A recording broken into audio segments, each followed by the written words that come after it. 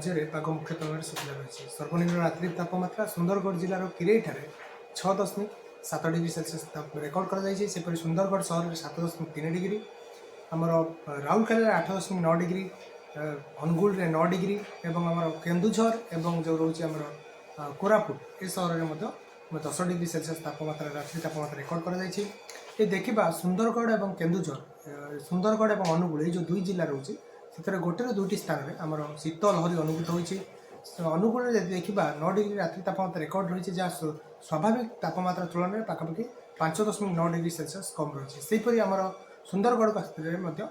गोटे दुईटी स्थान में शीत लहरी अनुभूत होती सहित अनुगुल कोरापुट बलांगीर सहर में आमर घन कुहुड़ी दृश्यमान रही जोटि दृश्यमान दूरता 200 ରୁ 50 मीटर मध्य सीमित रही एवं वर्तमान समय से देखा आमर कौन निर्दिष्ट पाणीपागर प्रभाव नहीं कि आगामी 4 दिन जाए पाग मुख्यतः भाव शुखिला किंतु जो गतकाली जो 5 जिला को आमर शीत लहरी येलो वार्निंग जारी कर आज बलवत्तर रही जोटा कि सुंदरगढ़ केन्दुझर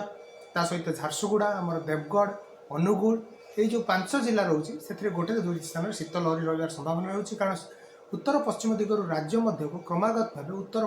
ठंडा शुष्क वायु प्रवाहित होती जहाँकि आगामी 2 दिन पर्यंत बलवत्तर रही धीरे धीरे वायु चलाचल परिवर्तन होगा रात्रि तापमात्रा 2 ରୁ 3 डिग्री जाए वृद्धि होवार संभावना रही आगामी 4 दिन पर अर्थात डे 5 31 तारीख 1 और 2 ये जो 3 दिन रोचे राज्यर किसी जिले में हालुका वर्षा रही संभावना रही आमर जोटा कि 31 तारीख में सुंदरगढ़ झारसुगुड़ा केन्दुझर मयूरभंज ये 4 जिले गोटे दुईटी स्थान में हालुका वर्षा रहीपरि आमर जो रोचे देखा 1 तारीख में आमर सुंदरगढ़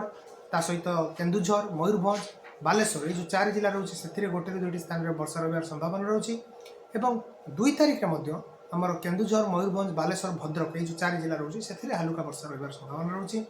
वर्तमान समय सामान्य ठंडा अनुभूत हो कारण तापमात्रा धीरे धीरे स्वाभाविक आड़ को मुँह किसी अंचल घन कुहुड़ी संभावना रोथुवारु आगामी 24 घंटे में आमर येलो वार्निंग जारी कर कटक भुवनेश्वर में आसंता काली दिन तमाम पाग शुखिला रहा सहित रात्रि तापमात्रा 15 ରୁ 14 डिग्री मध्य सीमित रहा सकाल समय हालुका कुहुड़ी रही संभावना रही।